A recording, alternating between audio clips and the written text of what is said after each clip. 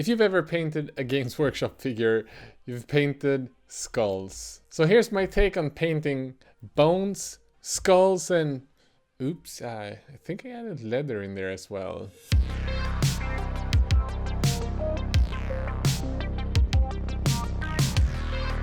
Hey everyone, you're watching Squidmar Miniatures.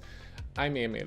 A few weeks ago I was reached out by a guy called Alvaro Ribeiro, a 3D sculptor who previously was working for a lot of the bigger brands making collectibles for the collectible industry. He told me about this little project that he's been working on to make the stuff that he dreams of making instead of making stuff for others, under the name of loot. I always get excited when I talk to people who are going to follow their dream and making stuff that they love and are excited about, and on top of that do it ridiculously well. And for Alvaro, this dream was making 3D sculpted miniatures for role-playing games. The first thing he showed me was some amazing miniatures that he sculpted for the Welcoming Pack. It's 3 heroes and a couple of non-player characters and some terrain for the first encounter. And these together would make the start for his 3D printable subscription campaign. So when Alvaro asked me if he could sponsor a video and have me paint on one of the figures, I was so down for it. I mean, just look at the Wanderer sitting in the back of the inn and the detail of the bartender personality. This is some good stuff. The first miniature that I decided to print was the Bugbear from this month's pack of miniatures, which are goblins. Love goblins, by the way. And all of the sculpts that they provide are either in 32mm, which is sort of the standard scale for Dungeons and Dragons minis. So they made all of the sculpts available in a 75mm scale as well, all pre-supported of course. And for people like me who are mostly into the painting side of things, just wanting cool fantasy miniatures to paint, being able to print the stuff in 75mm scale is amazing. Especially it helps me a lot for painting videos. It's so much easier to make textures and things like that. So this thing makes Emil happy. And today's painting tutorial is about painting bones and skulls and leather, and this is something that comes up in pretty much every monthly critique videos that I do for my patrons. And I haven't really seen anyone paint skulls and things like that with the style that I have and with the volumetric approach. So I really wanted to make a video to really cover that thing and to show people how I do it, not just tell them when we do the critiques every month, but actually show practically how it works. And painting leather, bones and skulls can be done using pretty much any color, because leather can be a bit green, it can be beige, it can be red brown, it can be purple brown, and the same thing goes for skulls. They can be red, yellow, greenish, purple. So don't focus too much on the colors that I'm using today, focus more about the placement and the discussion that I have about why I place the stuff where I place it. So these are the colors that I'm using to highlight the skulls, or at least after I base coated everything with Rhinox hide. And the way that we're going to highlight these skulls is using the volumetric approach, meaning that all of the stuff that is perpendicular to the sun, everything that's angled towards the sun, has the biggest highlight, and we're using the shape to kind of shape the light on the skull as well. And what this means is pretty much like I'm showing now in Photoshop, is placing all of the highlights on the top surfaces and then going brighter and brighter the further up we come towards the light source. And the first layer that I'm adding is a Steel Legion drab, and this one is added to about 80-90% of the miniature. Everything that's underneath the skull, which means that it's deeply in shadow, or in the eye sockets for example, I leave a dark brown because these are things that wouldn't have any light hitting on them. And sorry about the focus here, I accidentally put it out of focus for a few seconds, but all of the other areas that are not directly in shadow gets this first layer of Steel Legion drab, making sure to give me a nice sort of mid-tone across the whole skull.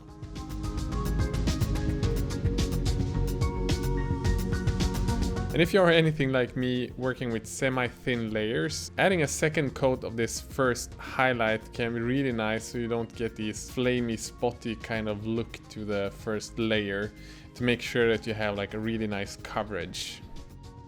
And for the second highlight, I'm using Sandry Dust. This time I'm using a slightly smaller surface that I'm highlighting than we did with the first one, but all of the flat surfaces, like on the cheekbone for example, that are angled directly towards the sky, still get covered fully with this second highlight.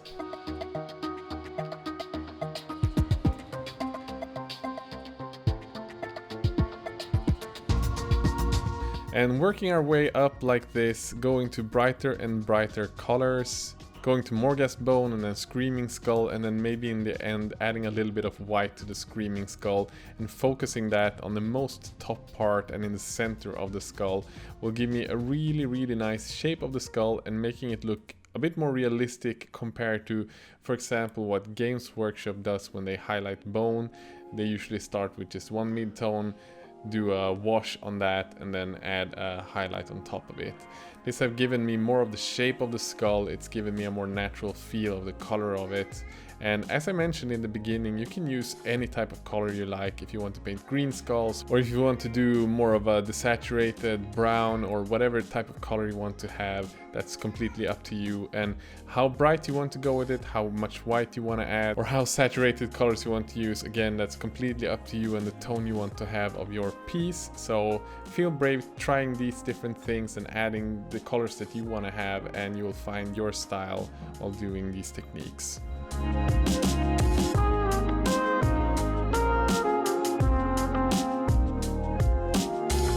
So for this tiny horn that I've got on the belt of the bugbear, I wanted to do something a little bit different. I wanted the bone to feel like it's been really worn and it's been darkened down by the years. And you can see that on this Photoshop illustration where I'll focus the highlights and the shadow areas on this one. And the reason why I can leave sort of the top part here very dark is because, as I said, the dark brown, or if it would be even more towards black, wouldn't reflect as much light as these edges, for example. So that's another take, and I'll show you more how I paint it.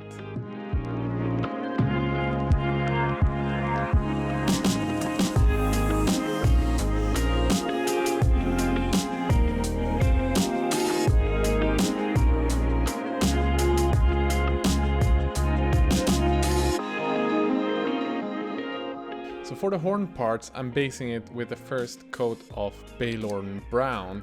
It's sort of a yellowy mustard brown, and I think it looks really good as a base to make this sort of weathered bone or horn parts for miniatures. And I'm only placing this highlight at about 50% of the surface, and the reason for that is because we want to leave a larger part of the horn very dark, very deep brown. So I'm focusing on the areas that I showed you on the illustration and doing these strands, leaving some of the parts a little bit brown, dark brown, so you can still see that it has this sort of natural patterning. And just like with the skulls, on some of the parts I'm adding a second layer of the Balorn Brown, and this is to make sure that I have a full coverage on these first areas. And you can see now that I've left some of the parts this really dark deep brown, that I get a really nice contrast and shape of these horn parts. And for me that really brings out the contrast and make the stuff pop, and I can separate the different stuff on a belt that's quite packed with many different details. You can still separate all of the details on the miniature.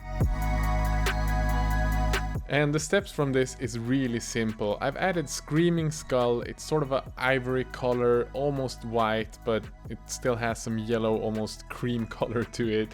And I'm just adding more and more for each layer that I'm adding to this horn.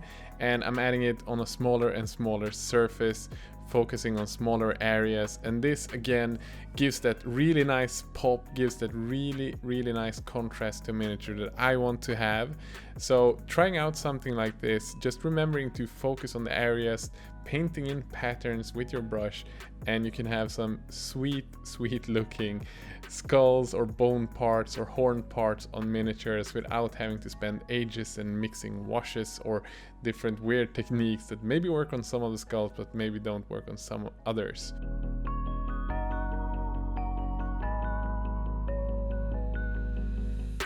So you've seen how to paint skulls and bones. Let's jump in on the leather, and I want to specifically focus on the leather on sort of the weapon that he's holding, so it's where he grips the leather on the handle, because that shows up in pretty much all fantasy miniatures, whether it's Warhammer or it's large scale. Let's just jump into it. So with the leather handle here, we have lots of these leather straps going around the handle of the weapon. And this is pretty much the most common thing you're going to see in Warhammer or in fantasy figures in general. And I want to highlight these leather parts following the general shape of the handle, not just each leather strap, but the general shape of the big weapon, so to say. And how we're going to do that is the edge that is almost angled towards the viewer. That one I want to make the main highlight, sort of. And I do this on each and every strand separately. And when I've painted it, base coated it in a dark brown, I will still have the edges of these straps black, so that gives me sort of a black line between these different leather parts. And the second highlight I do is on the edge of each leather strap, and I do that using the side of my brush, and I'll show that as I go along painting.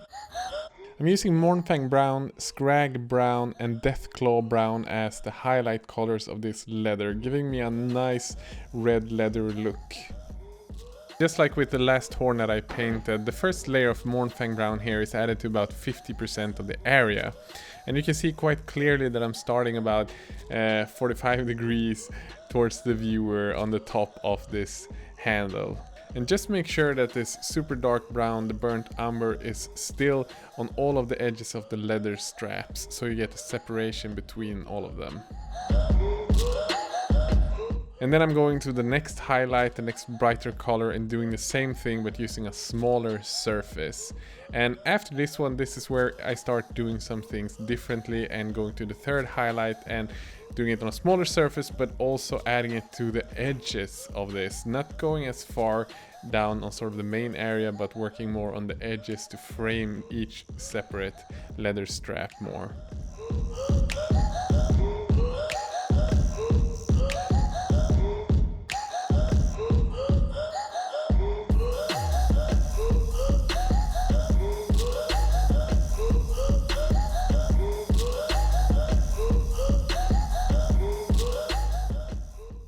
And now, how far you want to take it from here is completely up to you. I'm adding some white to the final sort of brown highlight and mixing that in on the center part of the brown leather highlight. If you want to be super brave, you can stipple in different textures. Old leather often have these different stippled textures on them in real life as well, so that can be something to think about.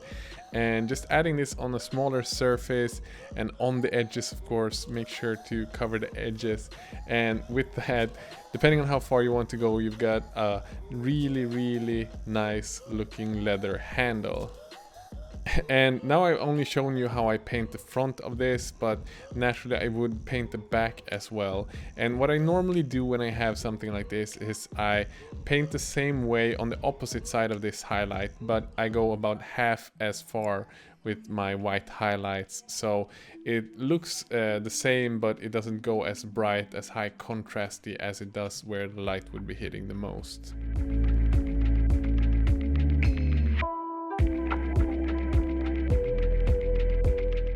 I'm feeling quite happy at this point, but I wanted to add a little bit of a stippled texture in there, so I'm using a quite bright highlight and just stippling in some vertical strands and dots like that to make it look a little bit more worn than it did already. So with that, I am really happy with this, and I hope you learned something from it.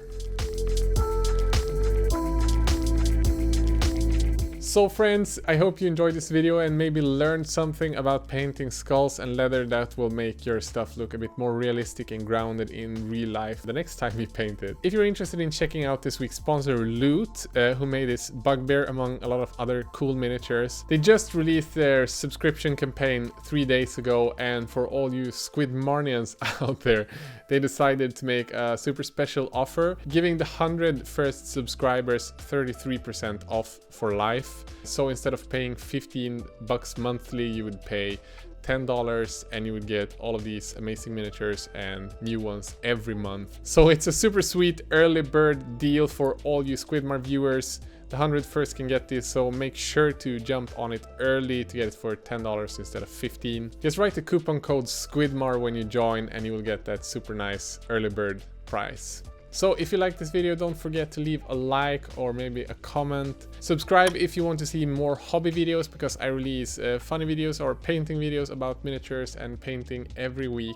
If you want to support this channel, there's a couple of ways you can do that. The two main ones is either to follow any of the links that I have to Amazon, picking up the gear that I use in my videos or when I record. I have them all listed on my website squidmar.com. So if you have any question about the stuff that I use when I paint, you can follow those links. The second way is to join my Patreon and do like all these 400 plus people, donate a few dollars and hang out with me on a Discord chat where we talk about miniature painting, life, etc. Or if you join the bigger tiers, you get to be a part of the monthly critiques that I do, where I record videos and talk about how you can improve your miniatures. And a massive shout out to my top Patreon supporters: Joshua, Chris, Robin, Jess, Mark LA, Richard, Christian, Mark L, Mark Andre, Daniel, Astral Claw, Jonas, Brandon, and Guy. Seriously guys, you are beasts. Thank you so much for supporting me making these videos. And with that said, have a great day. Bye.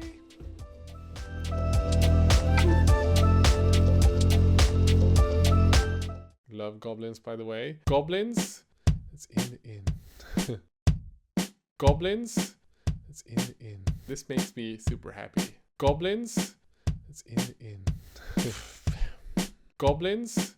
It's in the inn. So this thing makes Emil happy.